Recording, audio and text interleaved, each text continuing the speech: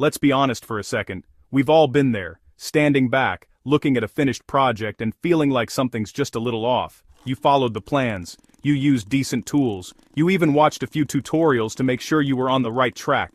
You measured twice. Maybe 3 times. You double-checked every cut just to be sure. But when you finished that wood project, it just didn't look professional. It looked, well, homemade. Maybe it's a little rough around the edges, or the finish just doesn't pop. And here's the truth. The difference isn't your skill level. It's the details you might be skipping. The little things add up. First up, surface prep. Most folks sand until it feels smooth. Not enough. The pros know that a flawless finish starts long before the stain or paint ever touches the wood. If you jump from a rough grit all the way to fine, you're leaving scratch marks behind.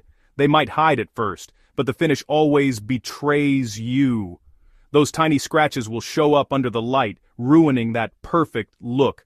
Pros move up gradually, 80, 120, 150, 180, 220. Each step removes the marks from the last, and the result is buttery smooth. And they dust off between every stage. Sawdust left behind can mess up your finish, so keep it clean. Next, edges. If your corners are crisp 90 degrees, it screams beginner. Sharp edges chip easily and don't feel good to the touch. Professionals soften them. Maybe a slight chamfer, a baby roundover, or just a quick pass with fine sandpaper. Even a subtle touch makes a big difference. Suddenly it feels intentional. It's the kind of detail people notice, even if they can't say why. Glue squeeze out? Enemy number 1. It's the fastest way to make a project look messy. Don't wipe it wet. It just soaks into the grain and ruins your stain. That ghostly patch will haunt you forever. Wait for it to gel, then scrape it off. It's cleaner, and you won't smear glue into the wood fibers, or use tape before glue up. The tape catches the squeeze out, and you just peel it away. Simple trick, huge difference. Your finish will thank you. Fourth, assembly. A tiny lip or misaligned joint will always catch the eye. Even a millimeter off can ruin the look. Dry fit everything, check for square, and don't assume the clamps will save you. Take the time to get it right before the glue sets. Take your time here. Rushing this step is where most mistakes happen.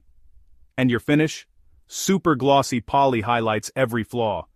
It's like shining a spotlight on your mistakes. Matte or satin looks more professional and hides mistakes. Thin coats, lightly sand between. Patience pays off. Hardware, don't skimp. Good hardware is the jewelry of your project. Cheap hinges and crooked screws ruin the whole project.